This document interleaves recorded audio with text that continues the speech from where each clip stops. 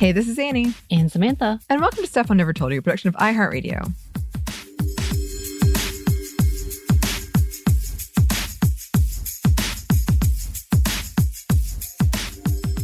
And welcome once again to our ongoing SMNTY fiction segment. It has sound effects. Christina is amazing and makes it sound so good. I love listening to them. This is ongoing, as I said, so please see the past episodes in the series. We've been meaning to do a playlist of these to make it easier to keep track of them, and we'll do that soon. But this is the second part of a trilogy that I wrote as part of NaNoWriMo. So please, if you have interest, maybe you don't care and you're just like, I'll check this one out. That's fine. But if you want to understand what's going on, maybe go back. I've watched randomly an episode of a TV show like 5 seasons in sometimes. Yeah. I made you do that a couple of times. Yeah. You made me do that a couple of times. Yeah. Trying to make sure we knew what the other one was talking about. So yeah, absolutely. Do what you want to do. I'm just making a recommendation. Do it as like a pick of the playlist where you just do 6, 12, 8, 1. Yeah. Like lottery numbers, like random. A whole new story is being told. One of my favorite books is written in that manner. But it's also like, I try to keep the title of these fiction episodes very clean. But this one, I was like, I have so many pun titles I could make and I can't make them. But just know that I had a lot of title ideas for this one. So we're going to talk about this more at the end. But this was definitely... Again, I'm kind of rereading this for the first time. I'm editing it very lightly, and I wrote it in like 2011. And I can tell so clearly where I was at this point in life just by rereading it. I was like, oh, this was your running phase. You were running from trauma. Oh my God. But we'll talk about that more at the end. You're not the only one. Yeah, it is. I was shocked at how much I was like, having such like strange nostalgic. Oh, I remember exactly where I was when I wrote this. Yeah. I also want to give the disclaimer that I know nothing about riding horses. I've done it a couple times in my life, and that's it. All right, so brief recap. Essentially, there is this disease that is killing off humanity. It's making it very difficult to have children, and the population has just dwindled. Now there is a religious organization that kind of run things alongside the government, and they believe that this whole thing is a punishment. But it turns out that they were kind of the reason that it happened because they were the ones that wanted to punish people. So our main characters, Tilda and Madison. Tilda illegally ran away with her child, Madison. She's been on the run. She discovers that the people who are in charge of this religious organization are her son's grandparents. She finds out they destroyed the vaccine that was created, but they left one for Madison, her son. So she gave it to him, and then she broadcast about what they did and then ran for it. But now all these people are chasing them. It is winter. It is bad. They don't have food. Their clothes are like falling apart. But yes, they have found a generator, and they have found kind of a cabin, and they're having a bit of a brief respite. But that respite is coming to an end. Yes, and we will get into that once we get into our fiction.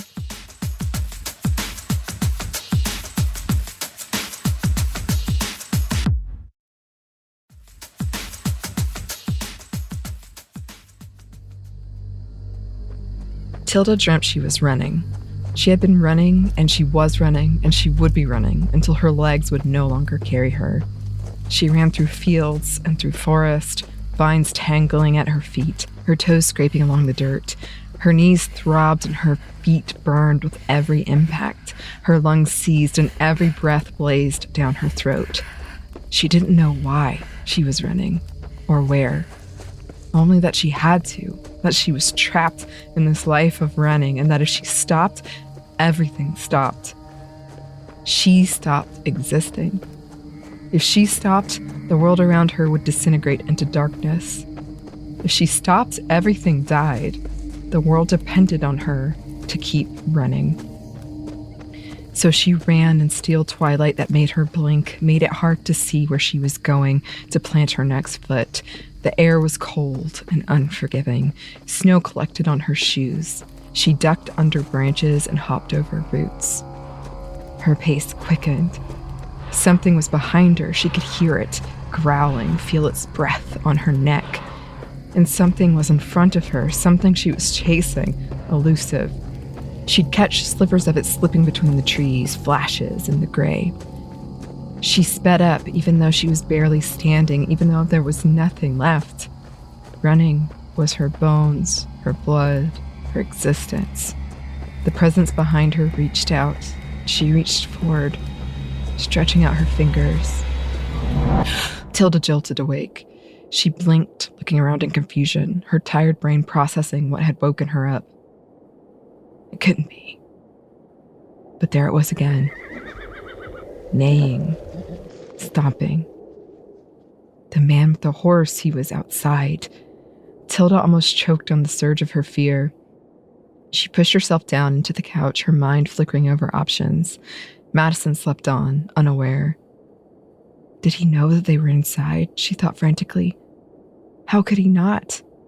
Though it appeared the generator had cut off, judging by the temperature and lack of noise, why else would he have backtracked to be outside of this cabin? And why hadn't he yet entered? Tilda swallowed, contemplating. There was nothing she could do, really, if he was outside. If they snuck out the back, he would undoubtedly hear them, and leaving without their supplies just wasn't an option. It wasn't in her nature, though, to lay down and admit defeat. To wait. She very carefully slipped out from underneath the blankets, not wanting to wake Madison until absolutely necessary. Her toes curled on contact with the cold floor. She must have kicked off her socks in the night. Crouching, she crept over to the window, stepping over clothes and shoes. They should have packed. She knew better. She knew they needed to be ready to leave at any time. Controlled breaths, very steady through her teeth. She was shaking, both with cold and fear. She pressed herself under the window, ducking her head, making sure to stay out of sight. Breathe, she instructed herself, and then slowly lifted her head to peek out the corner of the window. At first, she only saw patches of snow, wide eyes that felt too open swept over the landscape, unblinking. She jumped, almost losing her balance when the horse snorted, much closer than the last time. It entered the frame right at the porch, a giant black mare. Tilda watched, forgetting her simple instructions to draw breath. She froze in place as the horse pawed its way closer to the porch. The man was nowhere in sight. What is that? Madison whispered from the couch. Tilda started again. The man with the horse. Tilda gave a quick nod.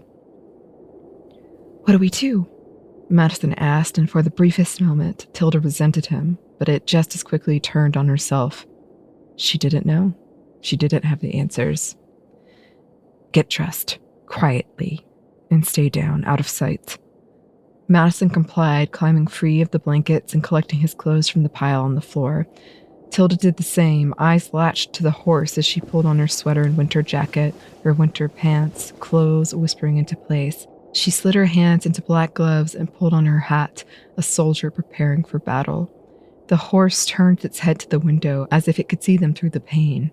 Tilda glanced at the back door, terrified she'd see the man waiting just outside. She slipped her arms into her pack, readjusting the straps. She felt more whole with it on. Complete. The horse whinnied again. Tilda zipped her backpack and slid it on her shoulders, a very daring, very stupid plan forming in her head. Stay down, she intoned, and follow me. They crept along the wall, gloved hand ghosting along the wood paneling. With trembling, encumbered fingers, she turned the lock with an ominous click. Her breath was coming in pants now, shallow, short. She could feel Madison at her side, watching her, scared and confused. She fortified her resolve and twisted the knob, slow, methodical. She winced at the creak. Tilda craned her neck out the door, breath fogging, skin almost recoiling at the cold. She glanced around, looking for the horse's owner. She didn't see him, but she could picture him walking around the cabin, assessing, ready to strike. They'd have to move quickly, but very carefully. Reaching behind her, she grabbed Madison's hand, silently communicating for him to keep up with her. The pair of them took quick steps out, staying hunched over and moving as quietly as possible. Down the stairs they crept, each one creaking under their weight. Tilda twisted her neck back and forth, looking for the man. Then she turned her eyes to the horse. She slowed down, not wanting to startle it. She held up her free hand in the universal gesture for, I mean no harm. Good girl, Tilda whispered, taking tiny steps closer, approaching very carefully. It's okay. Madison's hand clutched hers more tightly. It had been a long time since she'd ridden a horse. She hoped it was like riding a bike. The horse appeared to be docile. It observed them unworriedly. With a twitch of an ear, the horse went back to grazing on what little grass it could find. With care, she drew Madison in front of her and hoisted him up by the armpits, swinging him up into the saddle. Surprised, Madison was resistant at first, unpliable, but he reacted instinctively, putting a foot in the stirrup to help himself over. The horse snorted and it flicked its tail, but did not protest otherwise, barely giving Tilda a glance. Anticipation made Tilda almost forget the cold. She looked around as she slid one booted foot into the stirrup and heaved herself up and over, putting the other foot in the opposite stirrup. Still nothing. No sign of the horse's owner. She gripped the leather straps around Madison, whispering in his ear, "Hold on." Madison wound his fingers delicately in the horse's black mane. She dug the heels of her boots into the horse's sides, guiding her forward.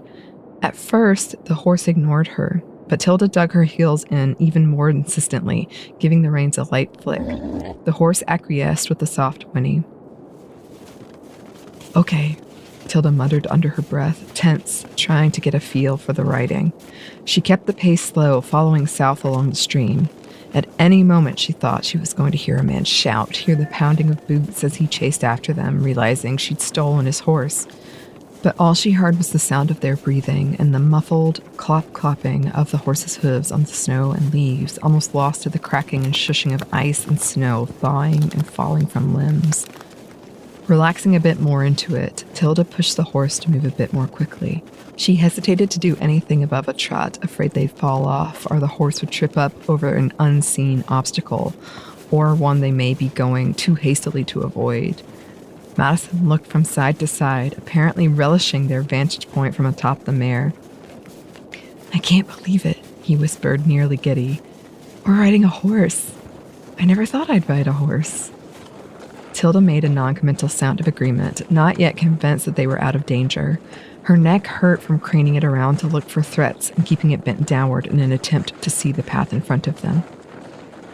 What should we call her? You name her, Mouse. He went quiet for a long moment, thinking, I guess Lynn wouldn't want a horse named after her. What about... No. Scout. Scout it is, Tilda said distractedly. You don't think I'm hurting her, do you? He asked fretfully, referring to his hands twisted in her mane. Nah, Tilda dismissed, navigating them around a fallen tree. Are we heavy? Too heavy? No, I think we're pretty light, Madison, she assured him. I can't believe they stole a horse. Madison sounded both awed and frightened. Do you think that man will come after us? I don't know, Tilda murmured, her standard response these days. But keep an eye out, okay? Let me know if you see anything, yeah? Madison nodded, immediately swiveling his head to take in their surroundings. Everything fell away from Tilda except guiding the horse. Guiding Scout onward. She was too cold to be comfortable, but she was very glad to have this horse instead of venturing onward on foot. She only hoped the man they'd stolen it from didn't have friends. Madison seemed to be enjoying himself thoroughly, which did make Tilda feel better about the whole situation. The initial novelty had worn off, but only just. He looked around attentively, clouds of breath escaping his lips, cataloging, categorizing, studying. The woods thickened, then thinned. At its deepest, the trees were so close that Tilda was constantly pulling the reins to avoid the barren trunks of them. Now that a good bit of the ice had thawed, the creek gurgled beside them. The path grew rocky around midday. Scout hesitated, questioning Tilda's guidance, rocks clacking as they were dislodged from their place and sent rolling down the mountain. Tilda became consumed with the next step, afraid Scout would get one of her hooves stuck and fall, snapping a leg. Tilda's heart raced at the thought of it. Even Madison sat straighter as the path steepened, both in reaction to the gravity and the tension he no doubt could sense rolling off Tilda in waves. They came to a stone bridge, naturally made from what Tilda could tell, spanning a gaping stone gulch carved into the rock. Crossing the archway on icy stone made Tilda nervous, but a quick sweep of the landscape informed her that this was the only way, at least with going far, far out of the way, to cross. Acid burning in her stomach, she coaxed Scout forward over the impressive rock structure. The horse faltered a bit at the change of surface. Tilda's stomach swooped, and Madison gasped. The drop was sheer, a river flowing just beneath the ice and breaking the frozen surface in some places, like scrapes of white water surging up and onto the ice, like pus. Trees and ferns were growing out of the rock face, and Tilda could see a waterfall to her right, a quiet roar. She kept her eyes trained on the other side, her nostrils flaring, her mouth like cotton. After the arch reached its peak and started to crest downward, Scout slid and had to trot the rest of the way down so as to keep her balance. Tilda let out an explosive breath, grateful to be on solid ground. She looked back at the bridge, out of place in the perfection of the arch. This one slab of rock, impervious to erosion and symmetrically carved. A bridge in the middle of nowhere, as if nature knew people would need a way to pass. The rocky slopes bled into gentle waves of hills, the trees vastly spread out, giving them a better view of the sky than they'd had in days. Free of the treacherous sloping descent, Tilda found a stopping place under a hulking tree trunk, warped and gray. She slid off Scout with wobbly legs, then helped Madison hop down. She led Scout by the reins to the tree, detaching one end and reattaching it to a low-hanging tree branch. Madison ran his hand along Scout's hide, quickly back and forth, and Scout nudged his cheek with her snout in what Tilda interpreted as a sign of affection. Madison giggled. He petted her nose. Tilda shrugged off her pack, wondering how they'd feed Scout.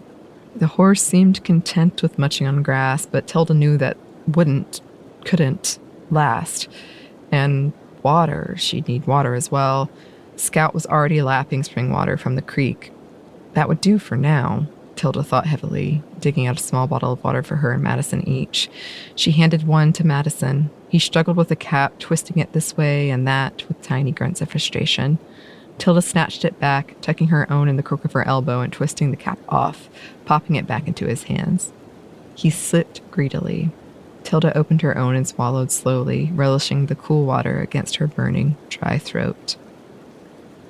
Tilda and Madison settled against the tree trunk as they drank, while Scout alternately dipped her nose in the stream or nibbled at tufts of grass. They each got a protein bar, stale like dust but chewy somehow. They tasted like jam and sawdust. Tilda's stomach curdled. She sipped more water, taking controlled breaths. She untied Scout, and they set out again. Tilda estimated they had about 5 hours of sunlight left. She had to guess, and there was little to do outside of speculate in an attempt to ignore the numbing of her body at the cold and at the long stints of being seated on Scout's back. She'd guessed that they'd be out of the forest tomorrow, especially now that they were on horseback. But she had no way of knowing, really. There was still the question of what to do then. Where to go. South was still a good bet, but visiting her parents no longer seemed like a viable option.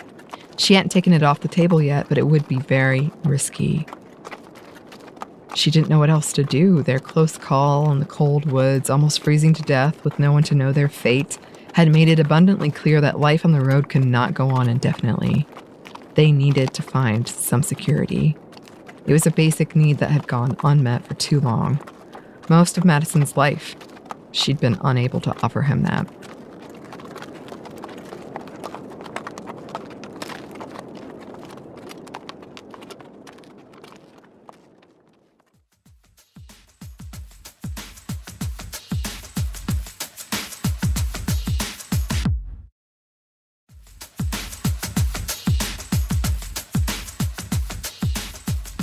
that brings us to the end of this chapter of Terminus Part 2, which again is officially called Big Things Start Small, but I figured I'd keep it clear with Terminus Part 2. So yeah, I definitely, as I said, when I was reading this, I was shocked at how clear some of these memories came back to me.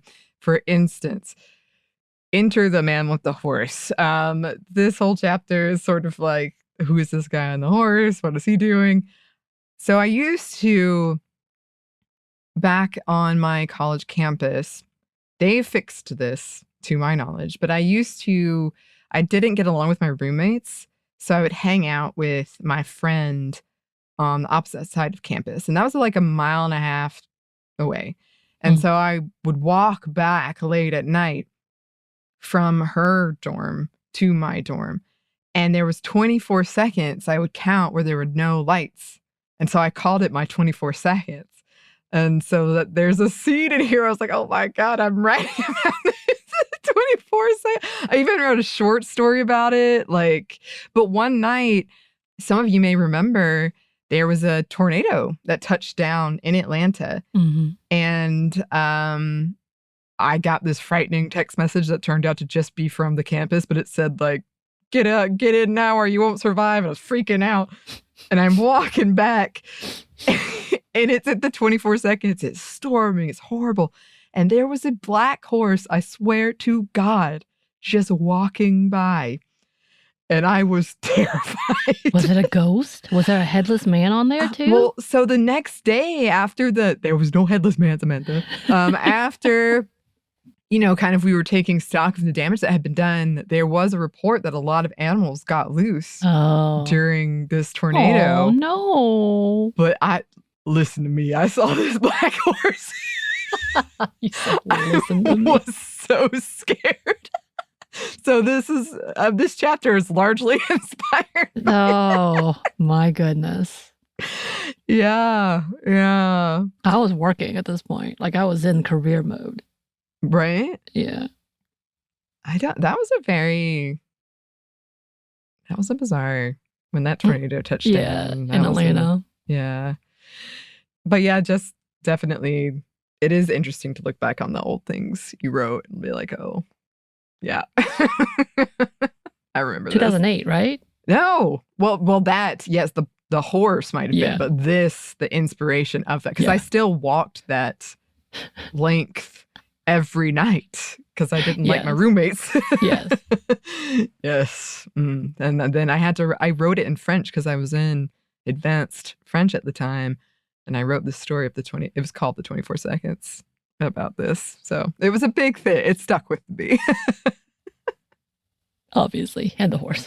I mean, if you had seen what I had seen, it would stick with you too. Absolutely.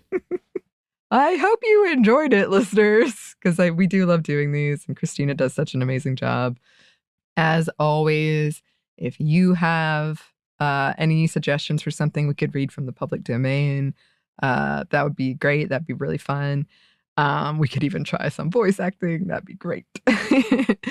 But in the meantime, if you have thoughts about this, if you have theories about this, who is the man on the horse? I don't know. You can email us at stuffpdmomstuff@iheartmedia.com. You can find us on Twitter at momstuffpodcast or on Instagram and TikTok at Stuff I Never Told You. We have a TeePublic store and we have a book. You can get wherever you get your books. Thanks as always to our super producer Christina, our executive producer Maya, and our contributor Joey. Thank you. And thanks to you for listening. Stuff I Never Told You is a production of iHeartRadio. For more podcasts from iHeartRadio, you can check out the iHeartRadio app, Apple Podcasts, or wherever you listen to your favorite shows.